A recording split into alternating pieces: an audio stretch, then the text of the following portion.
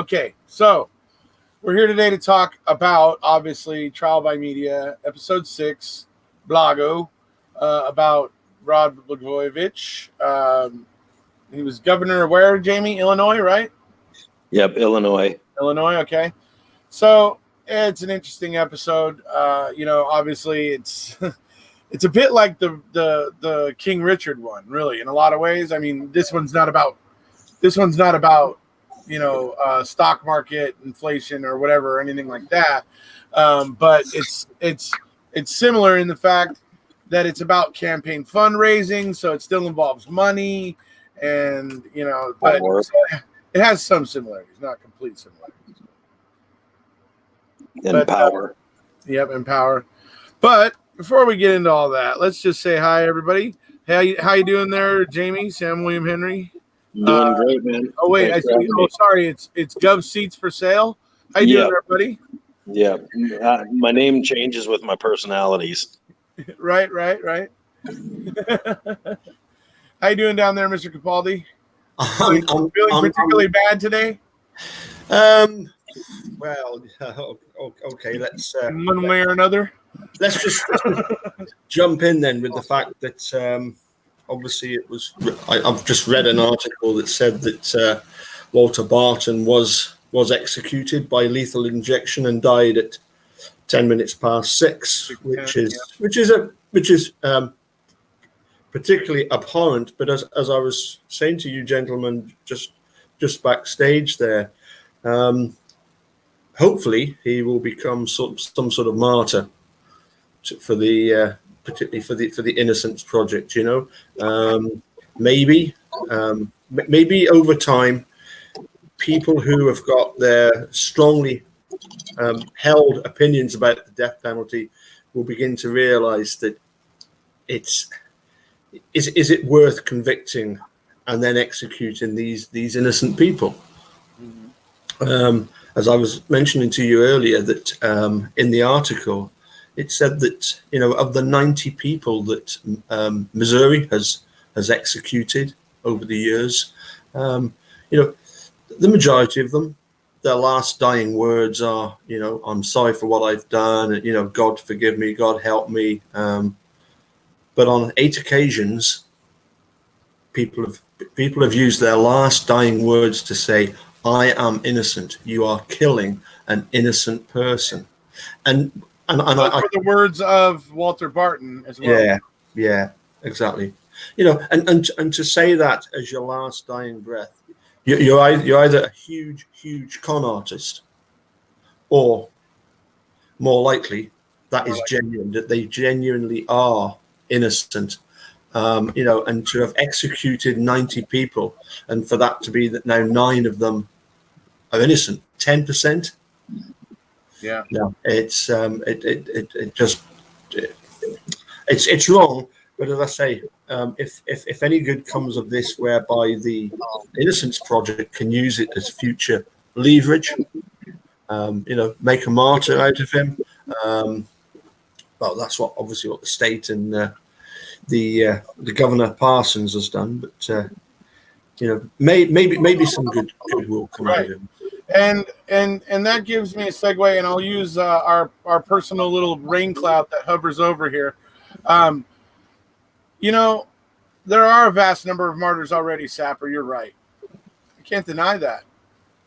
And it makes not a bit of difference. Well, I'm going to discard your pessimism. I'm going to use the useful part of your statement here.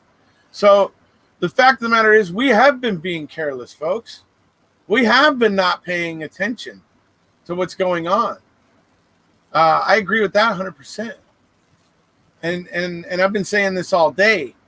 Prior to MAM watching Making a Murderer, I had little different ideas about the death penalty then.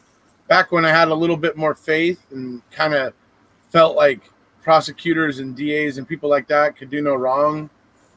Foolishly, I'll give it to you. But back then, that's kind of the way I was, and I had a different idea about the death penalty. But that's changed now. It's changed now because now I've watched Making a Murderer, and now I've gotten to understand Stephen Avery and Brendan Dassey's wrongful convictions, Scott Davis, many others, Amanda Knox, Marty Tankliff, Valentino Dixon, Devontae Sanford. I mean, on and on and on it goes, right? All these, ones that I've talked about on my channel, right? I mean, so now I've become aware the system gets it wrong. And the stats coming out of the Innocence Project tell us that the system gets it wrong a considerable amount of time.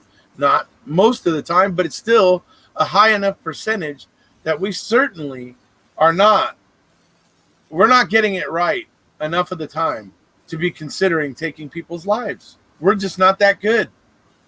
That's the honest truth of it, in my opinion. And so, yeah, the death penalty is, I think, ridiculous because we obviously have empirical data on the ground right now showing us we don't get it right nearly enough to be making that decision regarding anybody. And so getting back to Walter Barton, folks, is my feeling here is that Governor Parson just put on his blinders and plowed forward on this. Didn't want to listen to anybody. He basically ignored all of us, right? And he plowed forward. Okay? And here's where we need to correct the problem that Sapper Cop pointed out. We need to give a crap now. We need to, especially now that they've already killed him. We need to give a crap now. Okay?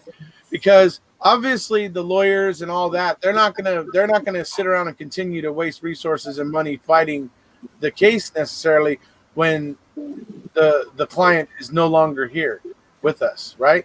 So it's up to us, those people that know about it and know what Governor Parsons did and how he ignored this, for us to get over on his Facebook page and on his Twitter and email. There's an email. We even have a phone number. And if say a good 50, 60 of us for the next month just continue to post little things on their Facebook page, send them an email, a phone call, classy, always done classy, though, folks, saying, you know what, I really think you got it wrong. I really wish you would have taken a look at this, and things to that effect, but keep it classy so that they can't brand you as the jerk or they can't brand you as the asshole. So you got to remember that, but keep it classy. But don't let him forget about it, because that's the one thing he was hoping for, folks. That's why he plowed forward with his blinders on, because he figured once Walter was dead, he figured the problem would go away. And that's what he was hoping for. So don't let it go away, folks. Make it stick around for a little while.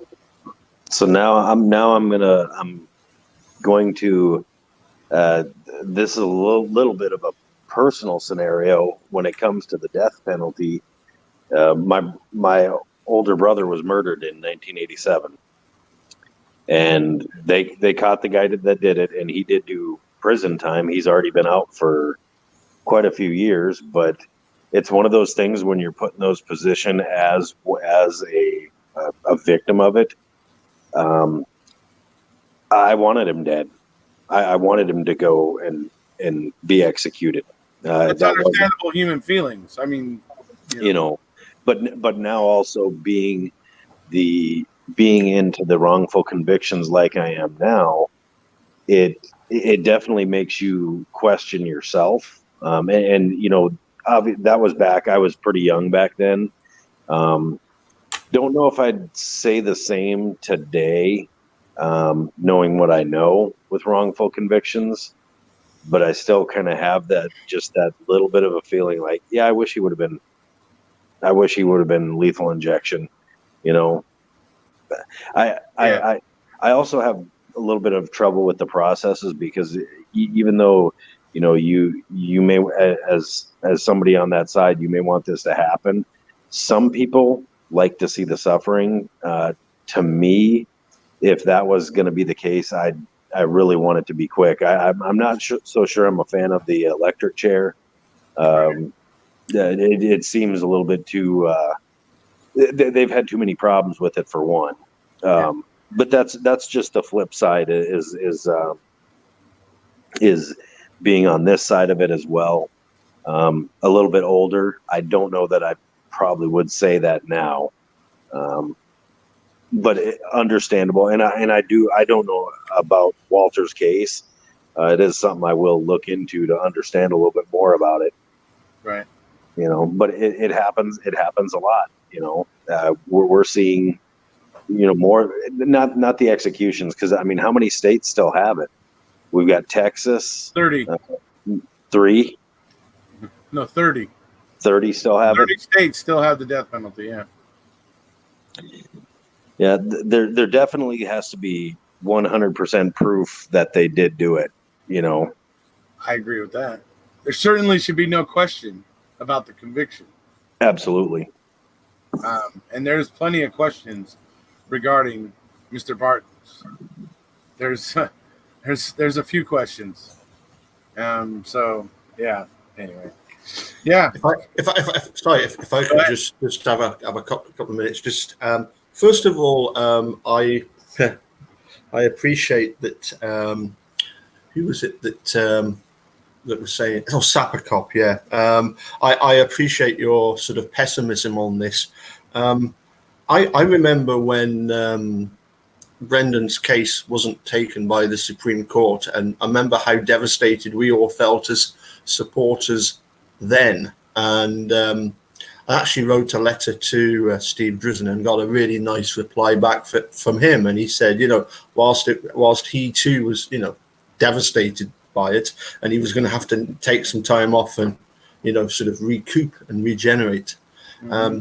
He said, you know, that although Brendan had been in for, I quoted how many days he'd been in locked up at that time. It was over 5,000 days that he'd been locked up. I know, and he said, yeah, you know, over a decade, it does seem a long time, and to Brendan it is. But some of his cases take decades to unravel. But eventually, your dissenting opinions become the majority opinions, mm-hmm. and eventually people do change. And that's exactly what Sam William Henry or Gov Seats for Sale has just pointed out. You know, that you do tend to change your perception of this. What was interesting in Barton's case, of course, was that some of the jurors, they actually said that they felt that in the fifth trial that he must be guilty based on the fact that they brought him to trial a previous 4 times.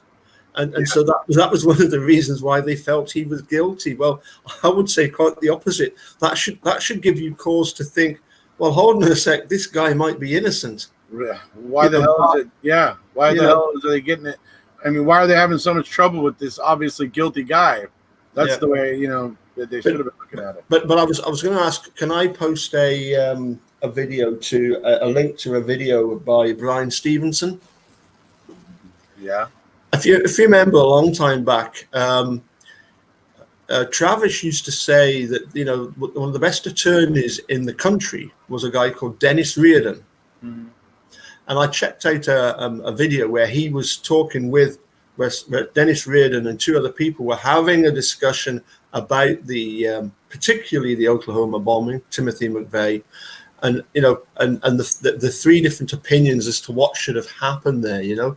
And I really do think that people should have a listen to Brian Stevenson when it comes to talking about the death penalty, because I think he will present stuff that will definitely make, if you're in favor of the death penalty, he will present stuff that will make you think again about it.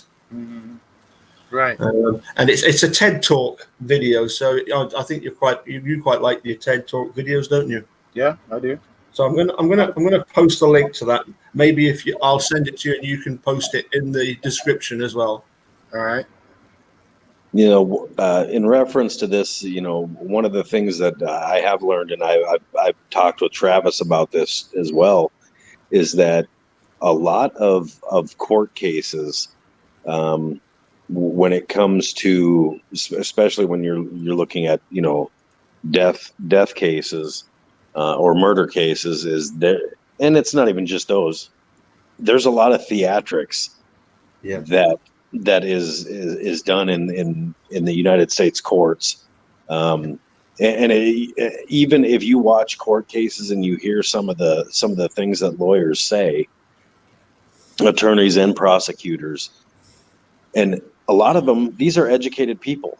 And a lot of the times they will ask some of the dumbest questions. And it's like, these are really the people that are, out here trying to convince a jury. And they sound so stupid when they ask their questions, but yet people believe what they say. It's theatrics. It's like watching movies.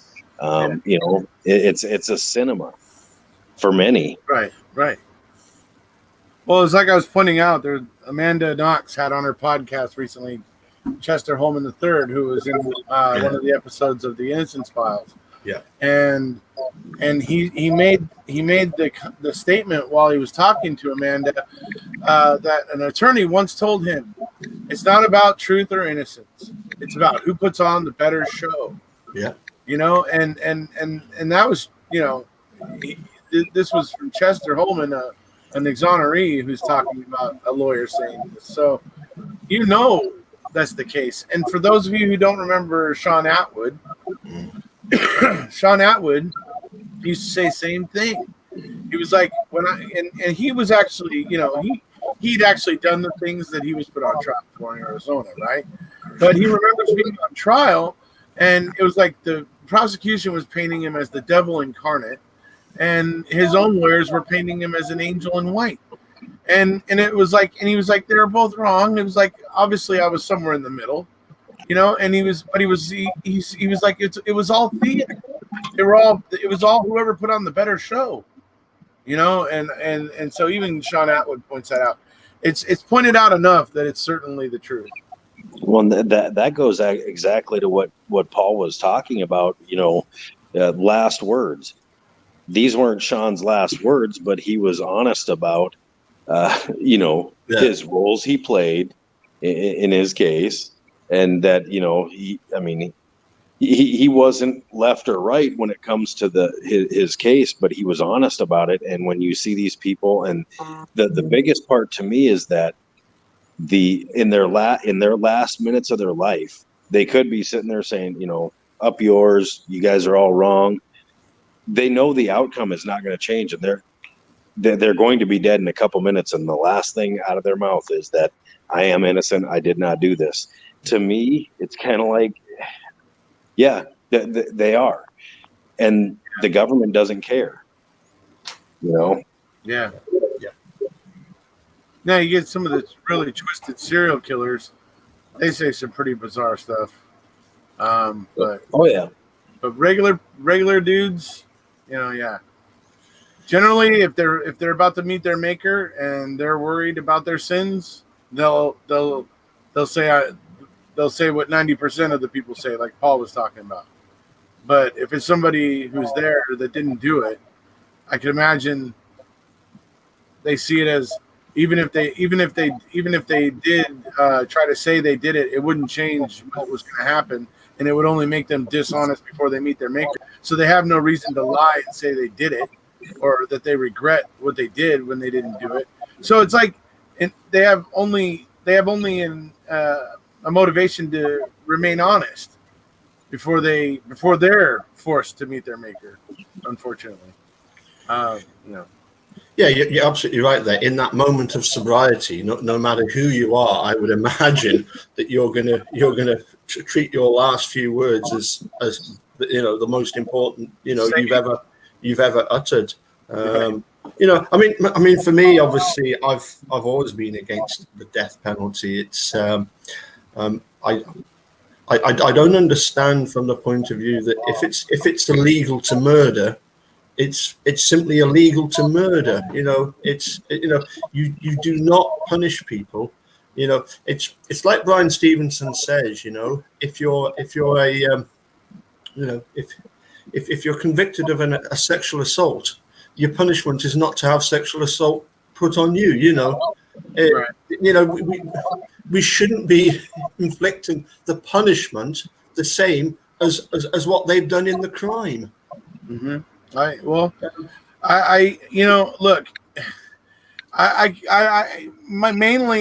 My big concern is that if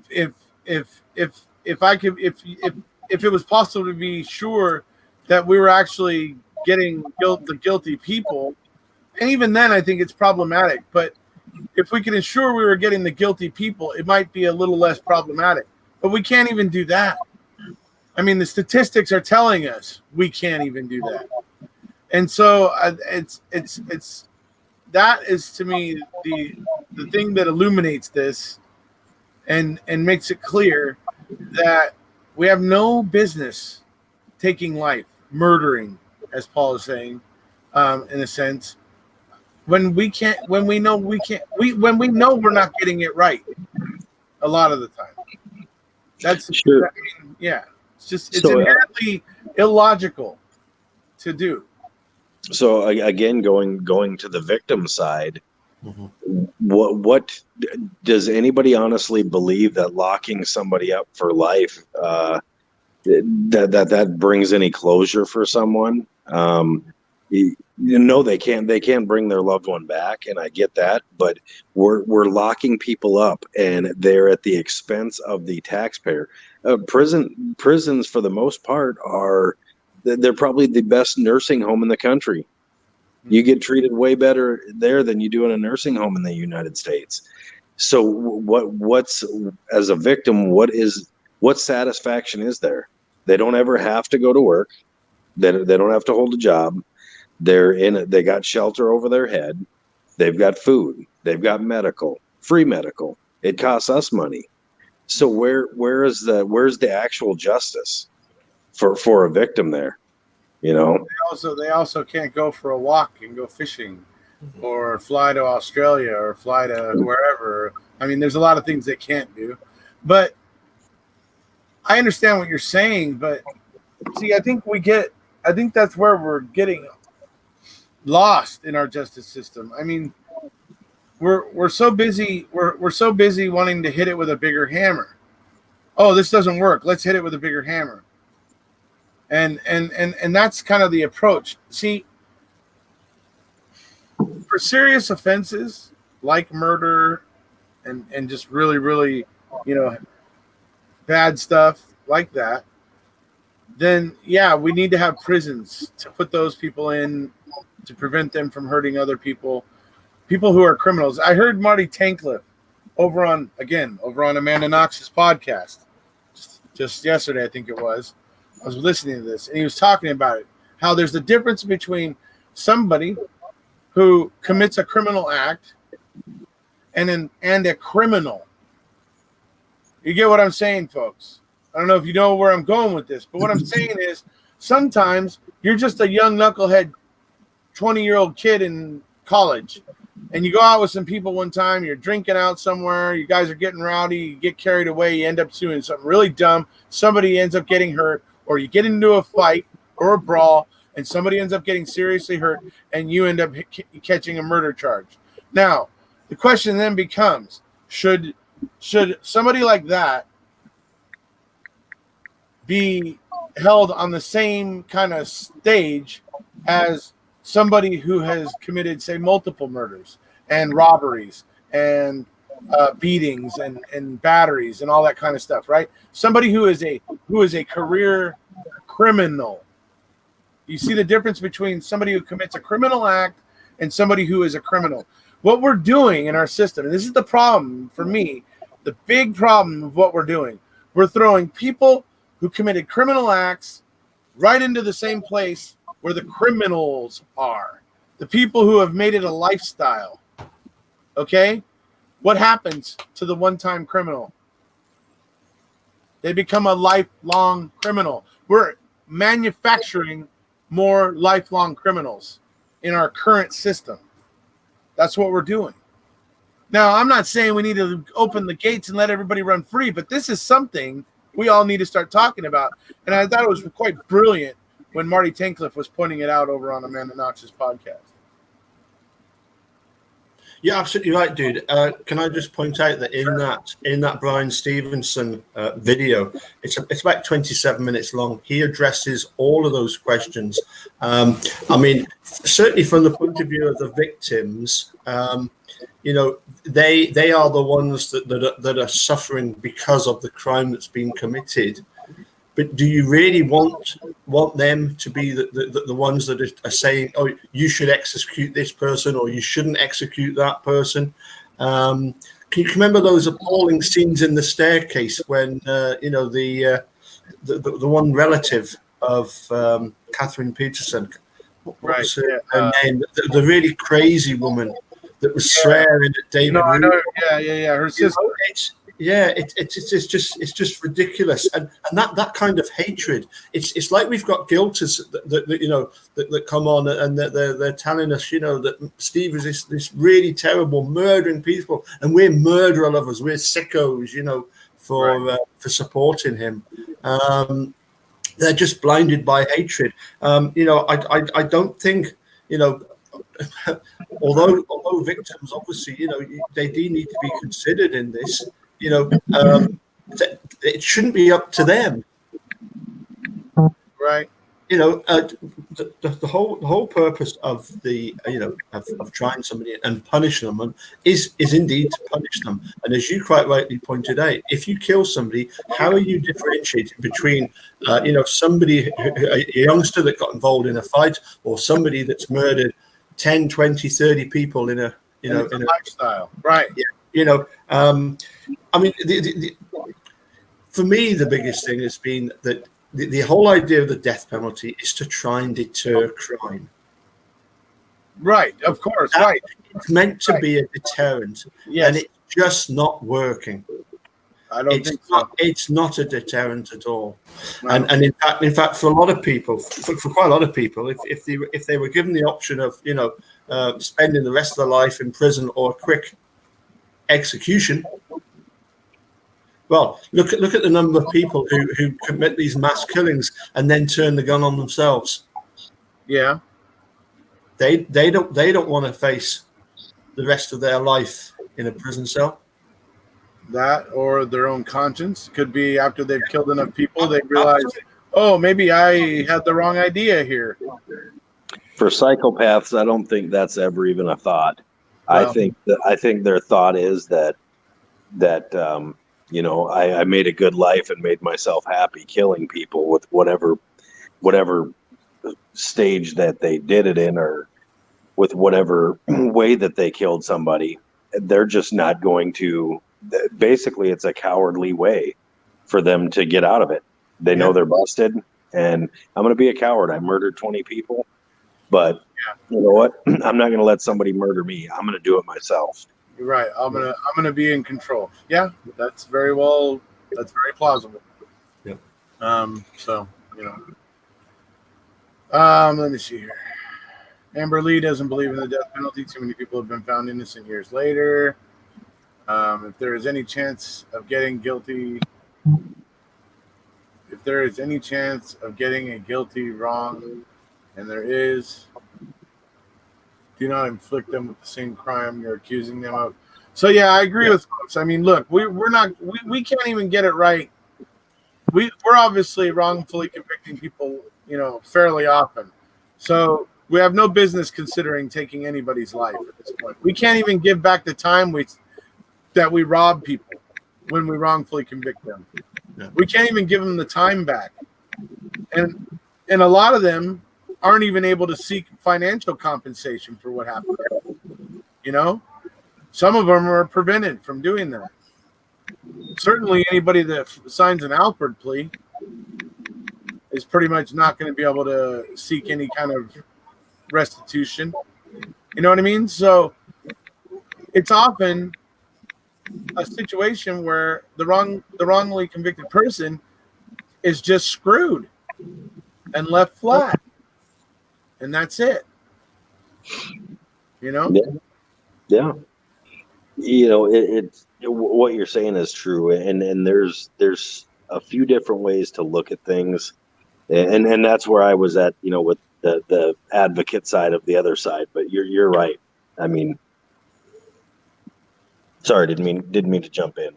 Go ahead. You're fine. Go ahead. No, I'm off my soapbox. Right on. I mean, dude, the thing is that here in the UK, we did have the penalty. And if we go back hundreds of years, we even had a system known as Jeddah Justice. That was a famous case here in the borders when sheep rustlers in the 1700s were arrested taken to prison. They were hung on the Thursday, and they had the trial for them the following Tuesday when the judge came to town, right? Now, obviously, we've come a long way since then, and I believe I'm right in saying it was sometime in the 50s that the last person in the UK was executed, you know, and the thing that did cause people to stop and say we need to stop executing people was simply the fact that they were getting it wrong. Right. And if you're getting it wrong, just stop doing it. Yeah. It ain't working. Right.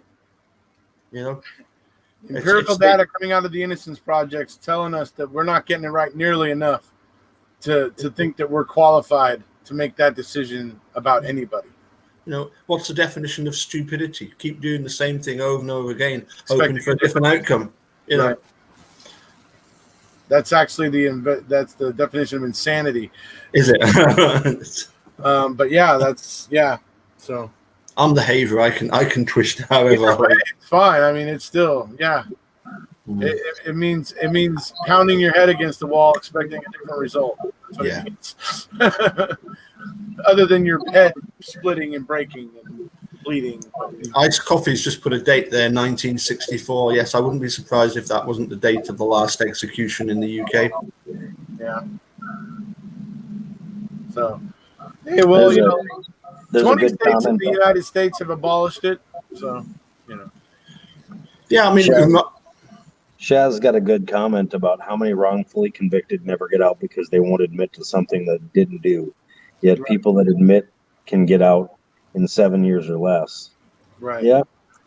You know, and look at Steven. Steven's sticking true to his word. I mean, he's not going to take an Alford plea. He's not going to say he did this because he didn't.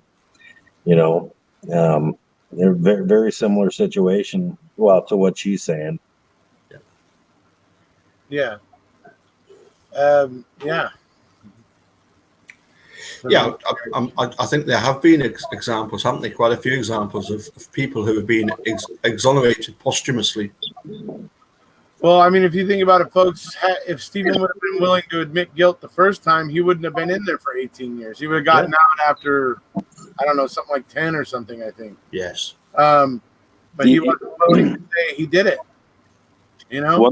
One thing about what Paul just said, which is really, to me, especially in the U.S. with posthumous exonerations, to me, that's a government cop-out.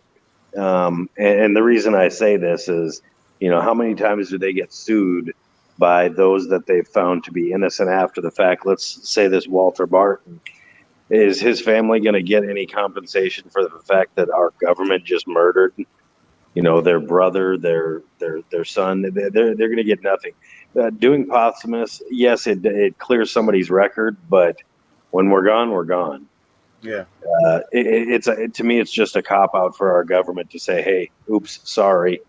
Yeah, we probably should have, you know, waited another 15 minutes before doing that one because some information came out that proved it. And again, I've got to look into this one here because it's not what I'm familiar with. But it's a cop out. It's our government protecting their own ass.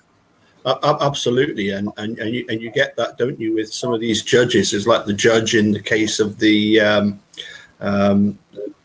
Big Dan's bar. You know, the judge saying that he made a mistake in allowing the cameras in and allowing the bit of testimony where Cheryl Azura gave her name out and her address and everything, you know, and it was very big, and you know that was very nice of the judge to, you know, to admit that he'd got it wrong, but there's no repercussions for him. Yeah, right. You know, you got in that one instance, though. What I will say is that judge from the get-go was trying to protect her as a victim. He was, yes. The fact, and to me, I'll put this more on the DA. Because we know that the judge actually discussed this, that he wasn't bringing in cameras for the protection of the victim. And that DA intentionally put her name out there. And this goes solely on our district attorneys and our attorney generals. he should have been reprimanded. I'm not going to say disbarred, but he should have been reprimanded severely for doing that, knowing that they were trying to protect the victim. And I believe there is a law out there now during court cases. I cannot remember if it's Marcy's law. There is some law out there now about protecting victims in these cases, like you talked about with the Dan's Bar one.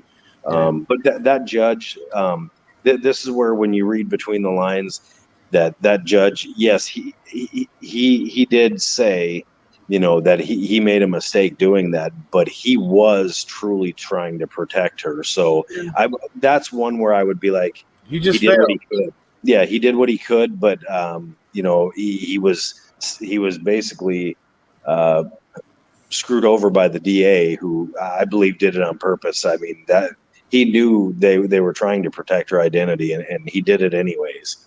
So, I mean, yeah, that's where I'm at. She should have, that DA should have been reprimanded. All right. Well, anyway, we're not here to talk about Big Dan's. Big Dan's had its episode already. So we are here today to talk about Rod Blagojevich. So for those of you who don't know who that is, he's the guy who tried to sell, back then, Senator Barack Obama's Senate seat after he became president. And so he was caught on phone conversations, basically saying things that made it pretty darn clear that he was looking to sell it for his own personal gain, political campaign money, it's still personal gain.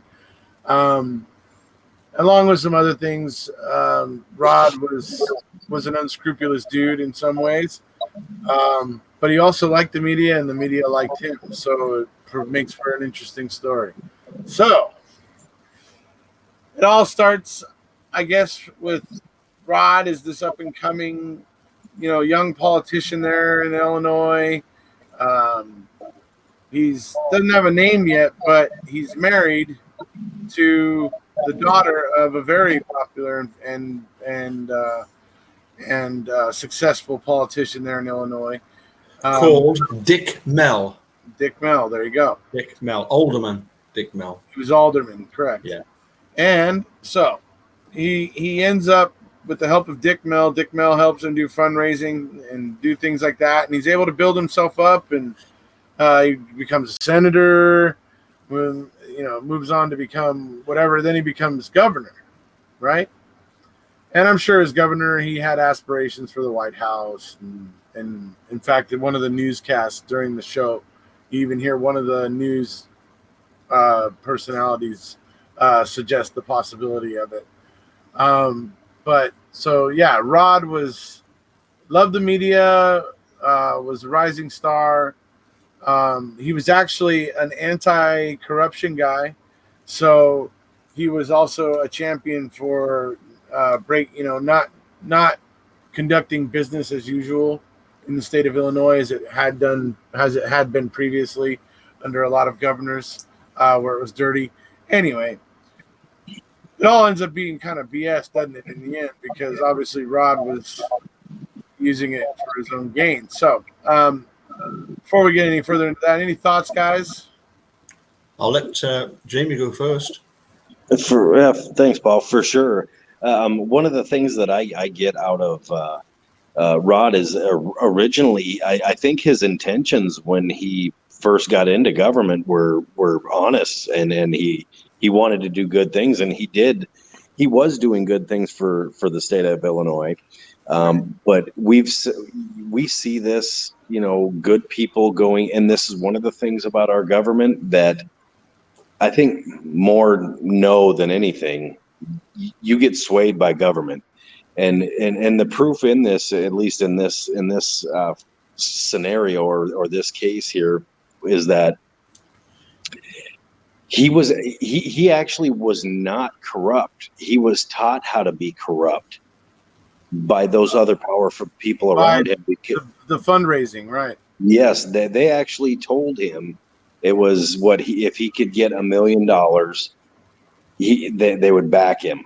Right. They actually put that mindset in, like, oh shit, if they're telling me that if I can find enough suckers to give me $1 million, that I could get some backing here. Right. And he ended up making more than that. Yeah. Oh, yeah. But with the help of Dick Mel. Yeah, absolutely. At that time. So. But he didn't originally start this way. And this is where the one thing about him and about politicians is they're always, it seems to me, and they all go in with honest intentions, but they always come out in the steaming pile on the other end. Doesn't matter what side they're on. Like they've been through the swamp? Yep. So, all right. Well, could I just give a huge shout out for my favorite character, probably one of my favorite of the whole series, and that was Patti Blagojevich. I thought she was absolutely brilliant. A big shout out for her. She obviously was placed in a very, very difficult position whereby her husband and her father are at loggerheads with one another. Yeah. And she sided with her husband to such an extent that, did you notice that she actually pointed out that she had the choice of either staying put or divorcing him and moving to Wisconsin. Right. Right. Yeah, I remember we said that. Wisconsin of all places. Wisconsin of all places. So I just thought she came across as a really nice person who stuck by her husband and realised that, as obviously as Jamie's just quite rightly pointed out, it wasn't really his fault. And what was he sentenced to in the end? Was it 14 years? I think so.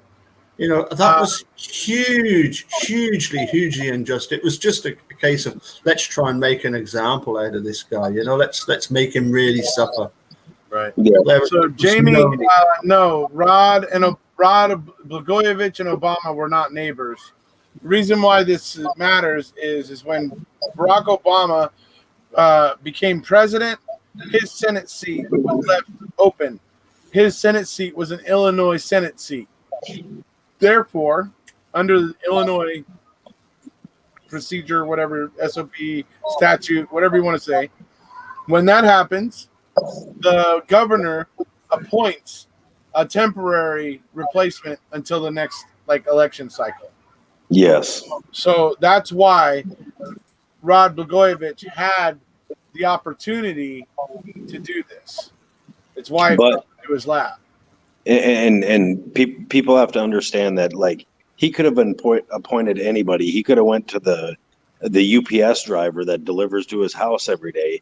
I mean, I'm being facetious there, but if he would have just appointed somebody into that chair, there would be no problem.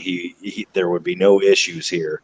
It's the fact that the fundraising, and we'll call it corruption, but the fundraising part is what's illegal within the government system as far as those seats. All would have been good if he just appointed a judge or some other official that had already been there. But the problem that arises there as well is when you have appointed seats is that's how you get your buddies in. That's how you start creating the swamp. Right. And you get people in places where you can use them. Right.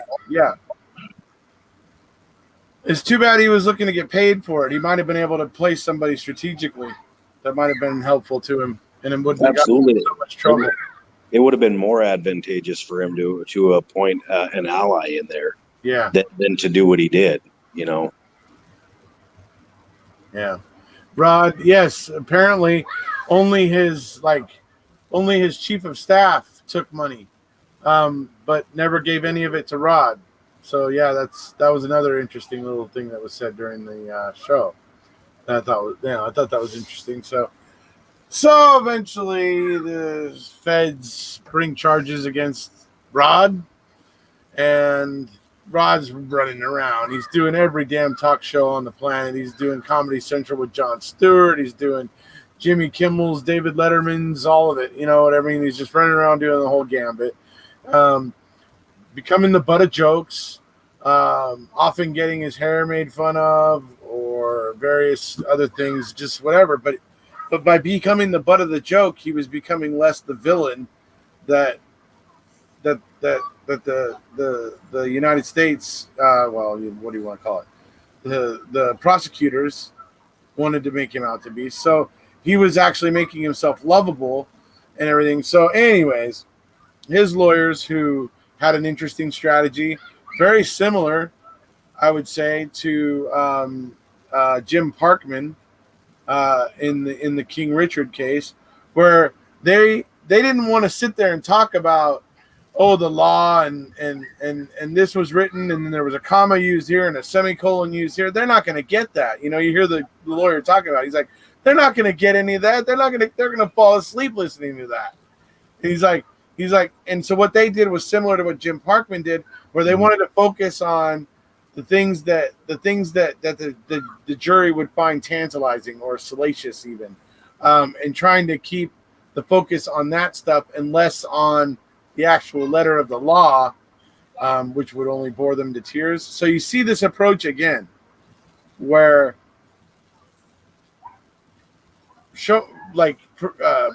presenting the facts to the jury is an afterthought to submitting the drama to the jury. Anyway, so I think that's interesting. But yes, this lawyer had that. His lawyer in this had that same kind of attitude. He ends up being only convicted of one charge out of all the charges they brought against him. He gets convicted of just one: lying to FBI agents, federal prosecutors, whatever, agents of the United States government. So that's what he gets charged with. There's no jail time really along with it. It's just a felony that goes on his record. Essentially, he didn't serve any time. So that, you might think, was the end of it, but it wasn't. Oh, no. No. But it wasn't. And so the federal prosecutors go back to the drawing board, and they end up digging up some stuff, some other stuff, where they're able to pin, where they're bringing charges against. What were the charges? I think one of them was Obama's seat, wasn't it? Or no, he was collaborating with. I forget he was collaborating with somebody. They had proof of that. They had some whatever. They brought him in on that, and they ended up. It was only like 2 or 3 charges, I think. And they brought him in on that, and they ended up getting the convictions on that. And the interesting thing is they knocked him off balance pretty much his first moment on the stand, because the federal prosecutor, first question he asked Rod was, you're a convicted liar, aren't you? Boom. Right off the bat, dude. Right in front of the jury, right off the bat, and he's got Rod on the defensive. So it didn't go well for Rod from there. 29 Palms, tough places. Yeah. 29 Palms would be even worse because it's hot as hell out there. Holy crap. Anyway, sorry. Reading comments in chat. So yeah, that's where he ends up. And I don't know. Who wants to tell the next bit of the story? Dinner. Anyway. Okay, so these guys both turned their mics off. No, sorry. So I was responding to Chad, but no, I'll let Paul go ahead. I don't even know if Paul's here. I think Paul turned off his mic and went to the bathroom, or he's grabbing more old Putney. I wondered if I could hear my name being mentioned then. Were your ears burning? Sorry, I needed a quick nip to the little room. Apologies for some of that.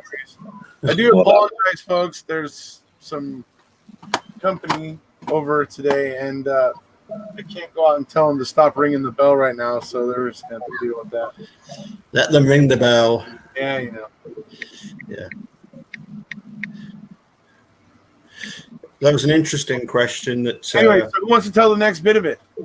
Rod's been convicted now after the second trial. So what happens then?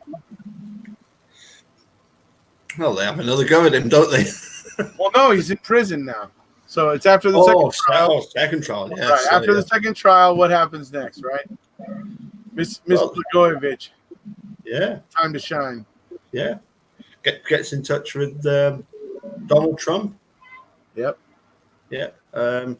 Goes around appearing on all the news shows that she knows that he watches. Yeah. Making an appeal, right? Yeah. Yeah. Yeah. Yeah. I mean, the cynic in me wonders if sort of trying to help in that case the was he not a Democrat, and obviously Trump is a Republican, but no, I think that's being a bit too shallow. Give the guy the credit. He realized, he remembered Rod from the Apprentice. Right. And he liked the appeal by Patti, who I think, as I say, Patti comes across as a wonderful person. One of the good people in all of this. And luckily he gets his clemency or whatever. Was it clemency he ended up getting? I think it was, wasn't it? I believe so. Yeah, he's just his was commuted. Yeah. Yeah. Well, but this also goes back to the corruption side of the government here, because had anybody else done exactly what he did that was not tied to government or in power, you look at people that embezzle money, even if it could be $500. If they embezzle money from a company, all of a sudden they're getting 10 years. I mean, there is the part of the amount of time you do being justified by the crime that you did, and what, in my opinion, what he did, not horrible. He didn't kill anybody. Yeah. But the plain and simple truth is that if you know people in power, you've got a good chance of getting out. You've got a good chance of not even going to prison for some crimes like these. Well, yeah. I mean, and maybe that's the point, Jamie. You were kind of maybe making this point earlier. Maybe Rod would have been a good politician. Maybe he would have been a good representative and leader for the people in Illinois and stuff, if it wasn't for our system and how hell-bent it is on raising money for elections. I mean, if that wasn't involved, I think a guy like Rod never gets caught up in that. So I'm thinking maybe it is our system and the way that we allow this campaign crap to happen. If there's no cookie jar, you can't get caught with your hand in it. Right. You can't get caught with your hand in it. That's right.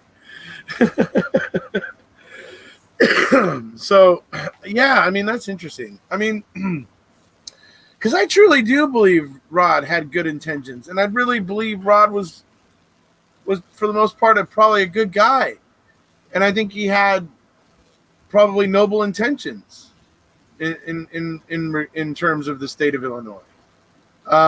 But yeah, the campaign finance, it because he knew he had to raise money for the next one, it was always on his mind, and it ended up working against him. Well, think about, I guess, put this in just regular everyday Joes that are vying for a job promotion. They're having the next raise put out, on a fishing stick, whatever you want to call it. They give them these goals to actually try and reach, whether it's financial or gains for their party or whatever. There's always the enticing of our government system. It's always there, and I think it's always going to be there unless a lot of these people get voted out. And this is on both sides. I'm not picking a side, but there's corruption everywhere within our government. So both sides need to have changes in order for any changes to actually hold true and come to fruition for us. Yeah. So let me see.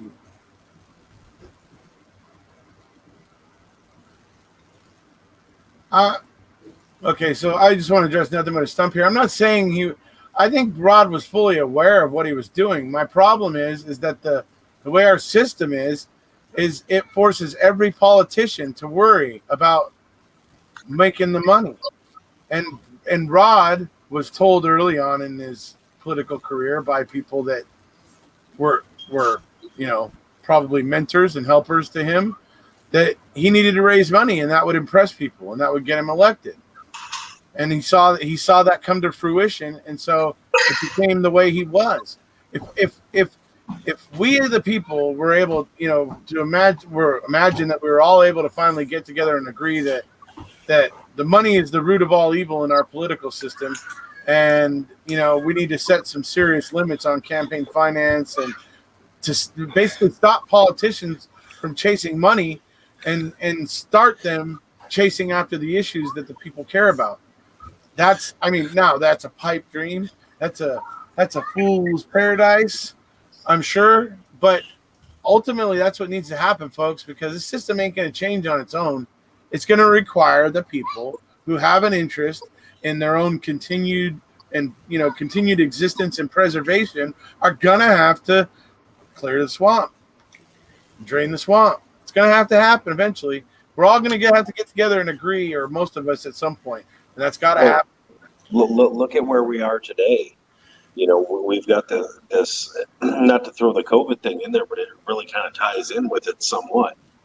There's a big divide in the country right now with this massive shutdown when you look at the rates of infection in the U.S. compared to shutting down a whole economy, where people believe now that this is one side or the other, because I've seen it both ways, that is making this happen or made this happen. The corruption runs deep, and basically what this says is that the American people are untrusting of a majority of their government, and it doesn't matter what side or where they're at. Right. They've created the division. They've created the distrust within our own government. Our government did this, not the people. I agree. They've been, just look at the last election. The RNC gives us Donald Trump, and the DNC gives us Hillary Clinton. There was only one way the nation was going. No matter which one got elected, the nation was going to be split down the middle, arguing about it. Mm-hmm. And that's what they gave us. Those are the two options that they came up with. Is there nobody else qualified to run the country who isn't hated by half the population? Yeah, there's got to be somebody. You actually said something there perfect. You had 50% pretty much close. We're not going to split hairs. You had 50% of the United States hating Trump and 50% hating Hillary. Yeah. And I think the hatred for Hillary was twofold. I think part of it was she was getting backlash for Bill's indiscretions years ago. Yeah. I think that definitely was part of it. But then there was the part where nobody felt she was being truthful and losing the disappearing emails. For me, one of the biggest things was Benghazi, because I'm former military. Right. That really hit home for me. That was actually the deciding factor for me of which way to go. Mm-hmm. But that's not everybody. A lot of people don't even know about Benghazi and what happened there. So, that wasn't their deciding factor, Right. So, yeah, anyway, not to get off into politics, but yeah. Well, our politicians have been failing us, that's for sure. And just watching this, I think Rod might have been a good guy had it not been for the whole campaign finance stuff. Yep. He might have been a good dude. But, I could be wrong. I didn't live in Illinois, so, I maybe don't have enough information on the situation, but he seemed to be pretty well liked. He seemed to be known for getting at the corruption. So, if he was doing those things, it's a shame he had to go. Yeah, there's a few really good comments in here. I'll read them real quick. Sure. Dave Moore Dave Yeah. Moore talking about, this all ties together when you talk about, if you even don't even say the word politics, but just think power. Yeah. Yeah. Where David Moore, 3 senators selling stocks at the start of COVID. Let's see what happens to them. They're in power. Nothing has been brought up to them. Martha Stewart can go away for doing it, but no, we can't have politicians doing that. Yeah. This one is interesting as well, though. Zach Cole, he had a car stolen this weekend. It was used in a crime, and the cops are saying that they are suspects. Oh, geez. Yeah. Wow. I guess not to. How do you even say? I mean, look at that situation. Well, I guess Zach, this was something for another day, but I mean, you could definitely. What were the circumstances? Did you guys report it stolen? When it happened. I mean, that's things that the cops will be looking at. Is when was it reported stolen? 5-10 minutes after the crime happened. Just think about that. That's the type of stuff that they'll be looking to use against you. Mm-hmm. Yeah. Yeah, it's wild, but I don't know. I guess, obviously my original point is, is it our system that corrupted Blagojevich, or was Blagojevich a corrupt individual? I think the former, the first one I said, is probably true. It's I got one thing to say about that as well. Yeah. And this is the fact that he didn't use his father-in-law, but he used I guess his father-in-law put him in the position to help further himself. He did kind of turn his shoulder to him, and say, well, he didn't say it, but he basically said, well, hey, thanks for everything, but thanks for nothing at the same time, Right. And to me, that creates I think that was actually the learning, or the start of the learning point for him about using people and using money and power to get his way. Doesn't matter that they still have to do family barbecues and birthdays together, and he burned him, by basically just, yeah, you're nothing now. Thanks for helping me get here, but I'm already here. I don't need you anymore. Right. Yeah. That was the start of the shadiness to me for him. Yeah, I agree. Probably that was probably the beginning of the end when he separated with Dick Mel. Because that's where he kind of was on his own and probably felt unrestrained, and it, probably inspired him to eventually ignoring the fact that he was under investigation and saying things on the phone like, so I got this thing and it's fucking golden and I'm not just going to give it away for fucking nothing. I mean, he's kind of, you end up asking yourself about Blagojevich, like, is he just a dirty politician and a bad liar, or is he just stupid? You actually might ask yourself that question. But yeah, so there's very few politicians in the U.S. I've actually only got 2 that I actually that I actually have faith in if they were ever to, and both of them have actually left office and gone back to normal jobs, but they're very forthwith and calling out bullshit is the best way that I can put it. And I do hope that someday they make their way back into it, because I think they could turn a lot of things around. I watched them on congressional hearings, basically not intentionally making people look stupid, but just by asking the right questions that basically prove that they were. Can you be all three? So yeah, I mean, it's a wild one, but so yeah, eventually Rod gets out because of Donald Trump. He meets his sentence or whatever. Rod gets to go home to his girls.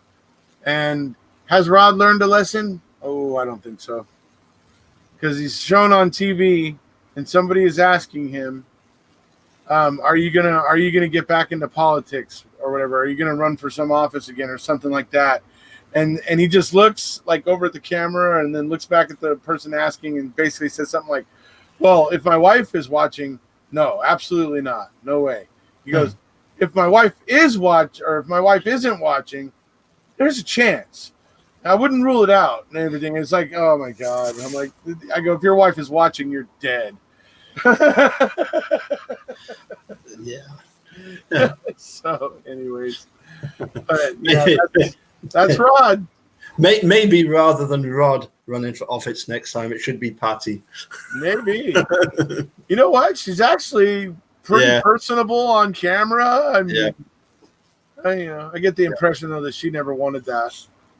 I think she just went along with it because Rod wanted it. Yeah.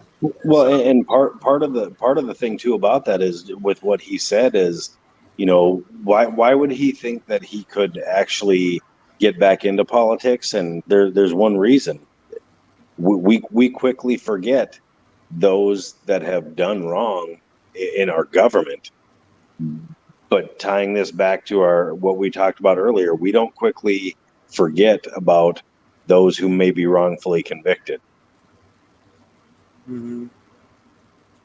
We forget about our government's history of many things that they do. We forget that all the time, and it's all because, well, again, trial by media. The media is really what does and promotes all this and confuses the American people. It's become more of a problem than our actual government itself, in my opinion. Yeah.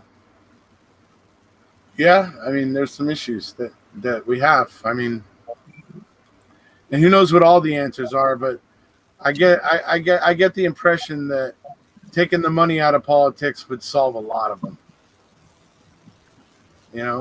Or at least the money isn't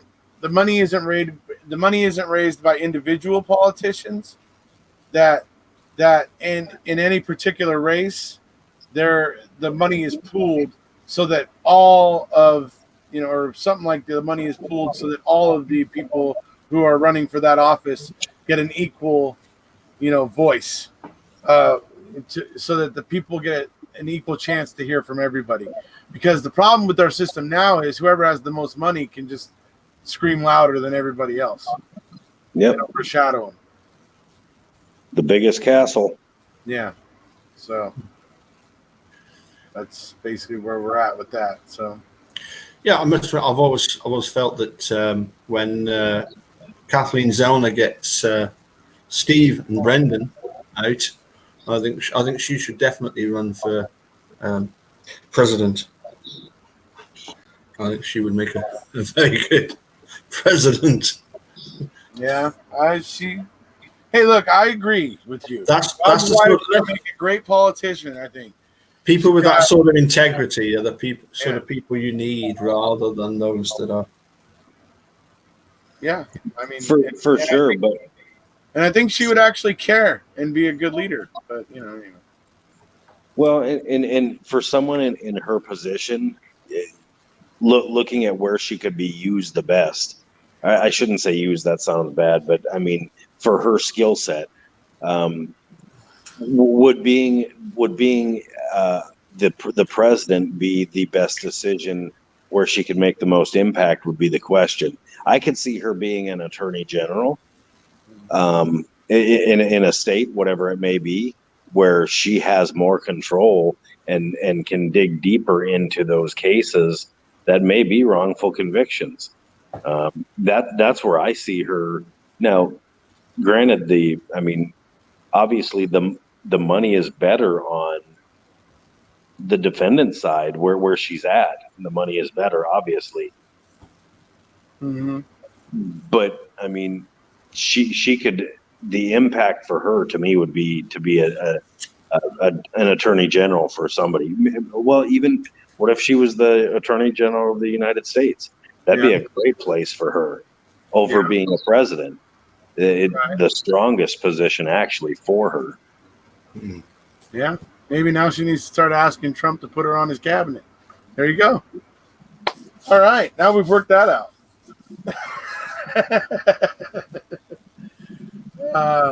No, but let me see.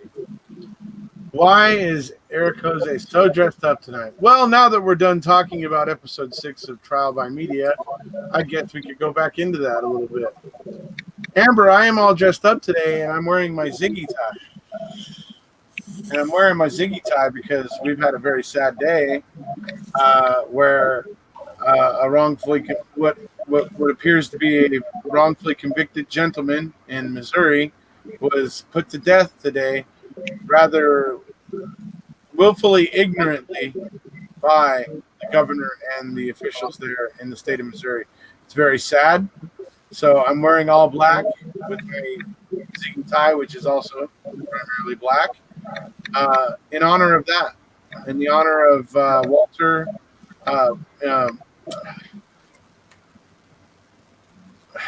I keep screwing it up. What? Walter's last name. Walter Barton. Barton. Walter Barton. There it is. Yes, Barton. Walter Barton, who was executed today by the state of Missouri. And there is some serious questions with his case. And they just plowed forward anyway. So that's why I'm all dressed up and all in black. And very smart you look too, I must say. Oh, thank you. I mean, eventually we will get you into the tux and the bow tie, but but for now, that'll bow be. ties are cool. Yeah. Thank you, Tracy. I've got a lot of them. Sometimes I'm thinking I have a mental condition, but anyways, sorry about that. You think you do? I know you do. That's never been disputed.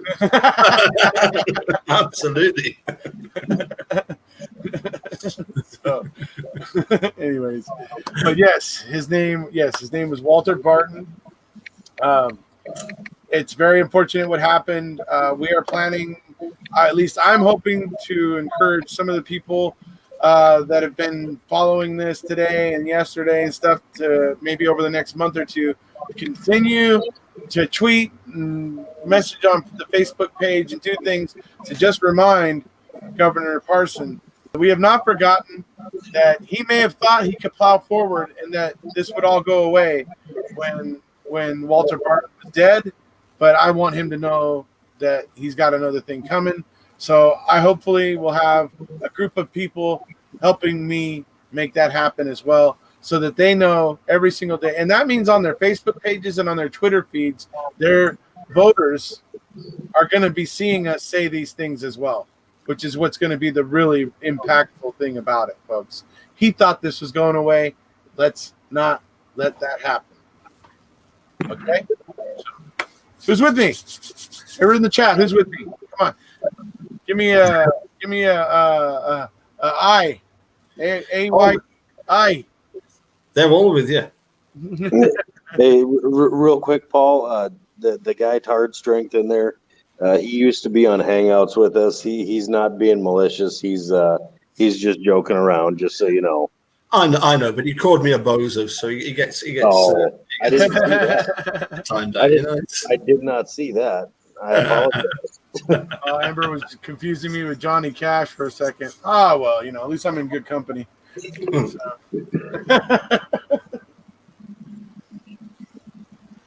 Let's see here.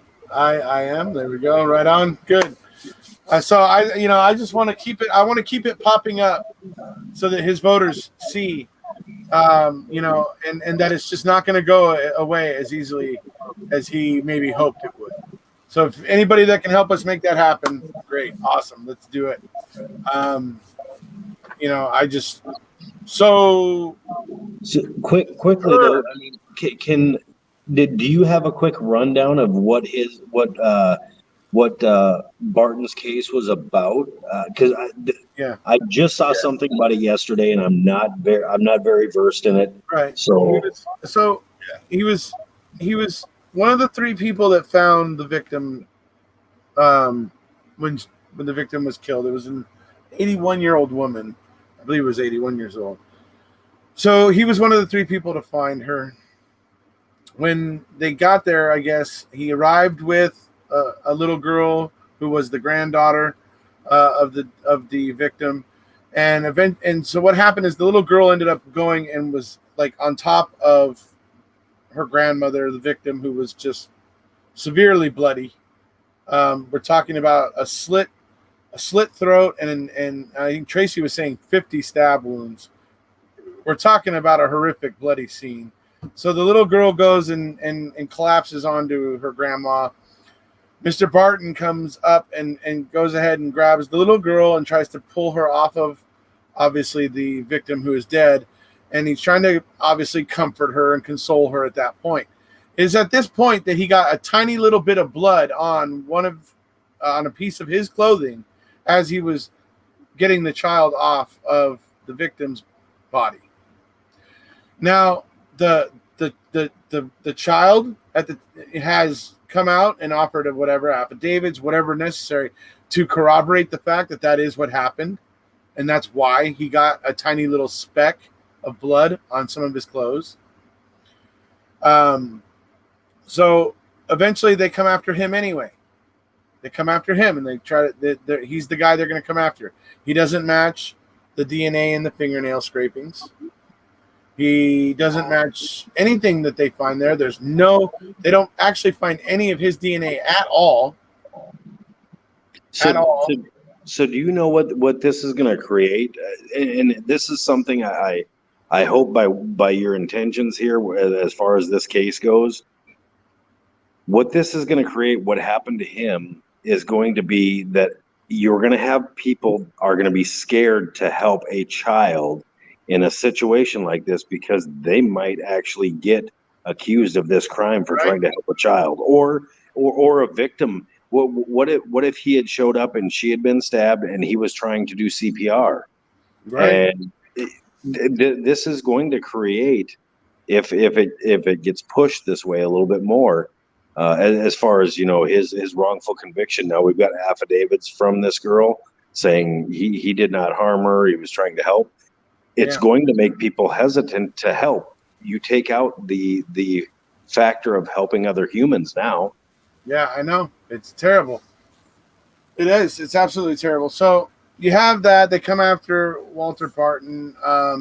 There's a matter of jailhouse snitch who was procured by this really cavalier prosecutorial team in Missouri that is like this group of lawyers that works directly for the Attorney General's office. I mean, like they're like this little group, and they prosecuted 4 times and screwed it up 4 times because they kept committing prosecutorial misconduct, not turning things over, and committing Brady violations and just all kinds of stuff. And so 4 times, and eventually on the 5th time, it stuck. They managed to get the death penalty. It's ridiculous, really, because in trial number 4, the judge basically threw the procured jailhouse snitch and the prosecutors out of his courtroom. He was just like, "Get the hell out of here! You guys are ridiculous," and I guess dismissed it all, and whatever, and was very, very not pleased about this snitch, that the prosecution had as a witness. Did that stop him from bringing the snitch to trial number 5? Nope. They brought the snitch to trial number 5. That judge didn't balk. Conviction. Right? So there's a troubling nature of the fact that it took 5 trials. You also have, as I said, this prosecutorial team, this little clan that works for the Attorney General's office. And they've already been involved in 3 other wrongful convictions, and 2 of the cases that they were involved with have had death sentences commuted. Because these guys are running around playing loose with the rules, and so now people are starting to win on post-conviction because these guys are breaking so many rules. So that's where he's at. That's what was going on with him. And as I said, the fingernail scrapings didn't match him, but they didn't care. Yeah, the interesting thing about the blood spatter was that it wasn't blood spatter. The in some of his trials, it was presented as blood spatter, but in actual fact, it was quite clear once you get the right experts in that it was transfer from one blood stain to creating another. Right. There was no blood spatter, but as I've been saying for the last couple of days, I've been reading this book by Radley Belko and Tucker Carrington, and I'm getting to the really interesting bit where they're talking, in particular, about Forrest Allgood. You remember Forrest Allgood? Yeah. Yes. The DA in the Levon Brooks and Kennedy Brewer case. And there's a quote from him that, he reckons that often a good way of getting undesirable people is to go after them with a drugs charge, and it gets them sorted out. Right. It doesn't matter if what basically what the sort of part of the book is dealing with is the fact that they will go after somebody for anything in order to try and win a conviction, regardless of whether they actually did it or not. It's just a case of you get this hunch that somebody is based I on. don't care if you did this or not. I'm gonna get you for it. Exactly. And that's definitely what's happened in this Walter Barton case. They've just they've gone after him 5 times, and some of the jury are thinking that they've tried him 5 times because they know he's guilty. No, it's because they're desperate to put him behind for some reason. Exactly. They can't keep him in. They keep trying and they keep screwing it up. Why do they keep screwing it? Why do they keep holding things back? Why do they keep? I mean, you got to ask yourself that. Why were they doing those things? Because it was hurting their case. It was preventing them from convicting him. Well, and just another one that's really going to follow along with this, and we've talked about it. Travis knows about this because this case was in 2007, and I can't remember if it was outside of Austin or outside of Waco, Texas. The movie is called Trial by Fire. I don't remember the guy's name. I just watched it. It's probably been a month and a half ago. He was convicted of setting fire to his own house, and in which his 2 daughters died in the fire. Mm-hmm. And it was proven by I don't know if he was retired or he was working for the U.S. doing fire inspections for insurance companies. Maybe I only got to see it once. It's one of those I'd like to watch again to understand more about it. But anyways, he was put to death, and they had figured out that what he was saying was true. That the house fire started from a heater, and all the patterns showed that, but it was missed by a less experienced fire inspector. Right. Yeah. And when they got this other guy in there, he proved, and he still got put to death. Right. So, I mean, it's a good one for people to watch. Obviously these cases here that we're talking about really varied from everything from murders, rapes, corruption, fraud in the trial by media. But I mean, it all plays into why we're all still here watching many of the wrongful conviction and the wrongful executions of people. Right. Yep.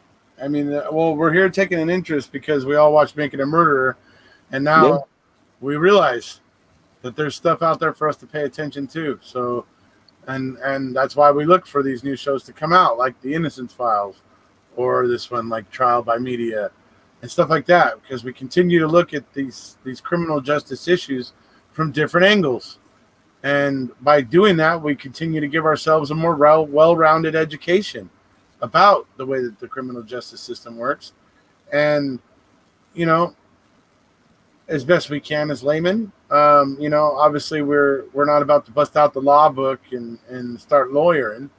But we have common sense. We have, we have common sensibilities and generally know right from wrong for the most part. So, I mean, we can give our opinions about these things, and as we become more and more educated about wrongful convictions, our opinions become more and more informed, and therefore are more and more valid as we go along. So, I mean, that's all stuff to keep in mind.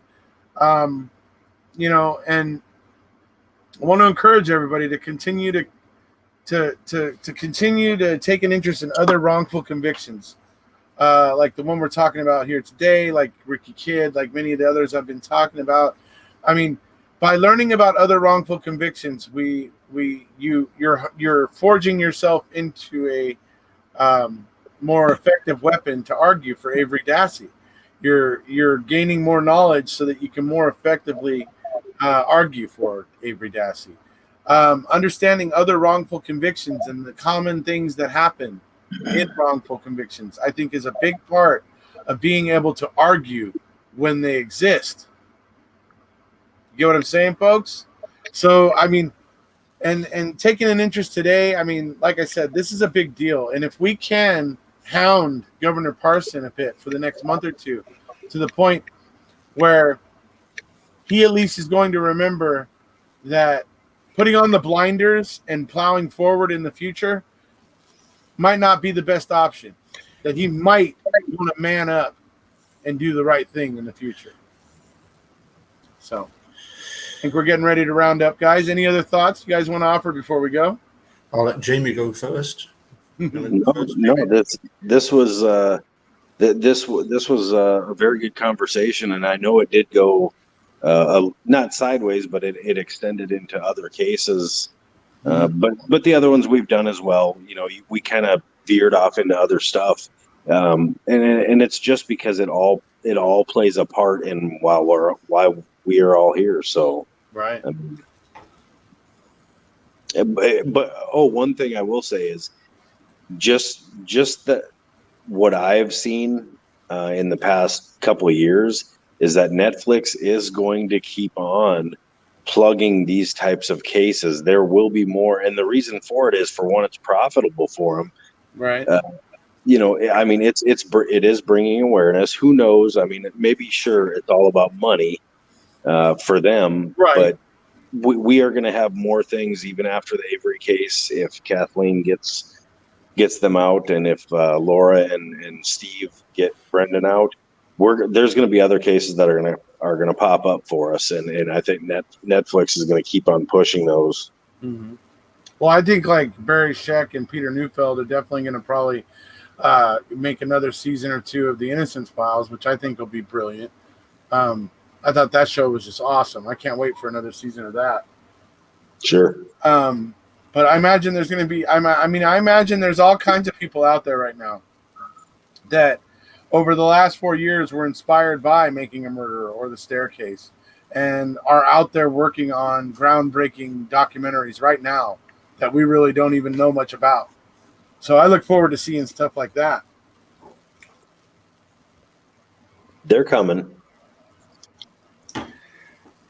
So, well, yeah, I mean, as regards the new documentaries, the ones that we've had so far from Netflix, I think I'm counting about 26 since Making a Murderer came out.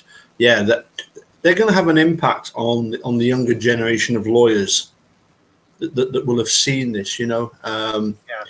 But for me, what's really sad about likes of obviously Walter Barton and other cases is the fact that nobody disputes the fact that we need to be tough on crime. Mm-hmm. No, that's a great slogan. It's unfortunately you've got people in this world, like, for example, in the Adnan Syed case, you've got people like Dawah Massey who will arrest somebody on 51% chance of them being guilty, and then he leaves it up to the DA to prove them guilty. As he says, he arrests them on 51%, and then he leaves it up to the DA to go from there. Right. To go from there. It shouldn't be like that. It should be based purely on the evidence that the police have uncovered. But as soon as they get a hunch on somebody, and I appreciate that, for a lot of people, and I've spoken to retired detectives here in the UK, the pressure on them to solve a crime is immense. Mm-hmm. And I do have sympathy for them. They've got to. I think you've pointed out if a case goes a couple of days or so many hours, if it goes 48 hours. Yeah, 48 hours. Yeah. Mm-hmm. They reckon that. Right. You're less likely to find them alive. Right. Yeah. The actual, it's called the first 48. Those are considered the most crucial. And I don't know if that's considered by FBI standards, where that came up from, but there's a show about it. And I do believe that, there's some truth to it. That first 48 hours, it is the strongest point where you have, because I mean, how far can somebody travel in 48 hours? Yeah, it just depends on what their criminal record looks like. I mean, somebody if have no criminal record and did something, they could skip the United States or any country for that matter. Up until now, they could escape pretty quickly and get off somewhere. But that is a crucial point of solving a case, and I know that I do know this because my brother is a detective. So I mean, we've talked about that before. Right. Not the one who was murdered. Sorry. Go ahead. Not the one who was murdered. Right. I got a few siblings. Right. All right. So I think that wraps up our show for tonight, ladies and gentlemen. Hope you guys all enjoyed it. I see a lot of people are leaving chat and getting sleepy and going to bed anyway, so it might be a good time to end it anyway. Thank you guys for being here. It's always a pleasure to hang out with you two gentlemen. This was a great time. I haven't been on with Paul in a long time. The conversation, when you add in, for one, the UK aspect of crime, which is slightly different from ours, it's always interesting the views that other people have. So, Right. So. I was trying to think, when was the last time I was on a chat with you? It would have been in the early days of Hangouts, wouldn't it? Probably. Either that or Mammothon, the first Mammothon. Might have. Yeah. Oh, hey, TTM Fangirl. It's great. You got here just in time for us to be wrapping up, unfortunately. I'm sorry. But go ahead, Paul. Sorry. No, I was just saying it was great to be on with Jamie and yeah, you too. Yep. It was great. Hopefully we'll catch you soon. I mean, let's flip. Apparently the word count's been increased, but there was no mention of extending to the beyond the 29th of May. So the same day. Yeah. Yeah. Just like we were speculating that I was saying Jerry may be right. They were ready to file. They just needed more words. Yeah. So, So we'll see. I can't wait because once they file, then Mitch is going to take that. He's going to show it to a couple people who are then going to offer some opinions that I think are going to be quite interesting. So I can't wait for that to happen. So that'll be fun. But obviously, once it comes, me, I'll be getting on and doing my own analysis and looking at what's there, and might even get that one guy from Texas. What's his name? Mr. Two Counties. Mr. Two Counties. So anyway, are we talking Mr. Esquire? Yeah, that guy. Yeah, that guy. Him. That one. He's a good dude. All right, folks. So the song and dance. If you haven't already, please hit subscribe, and we'll see you. Bye. Good night, everybody. Goodbye from him.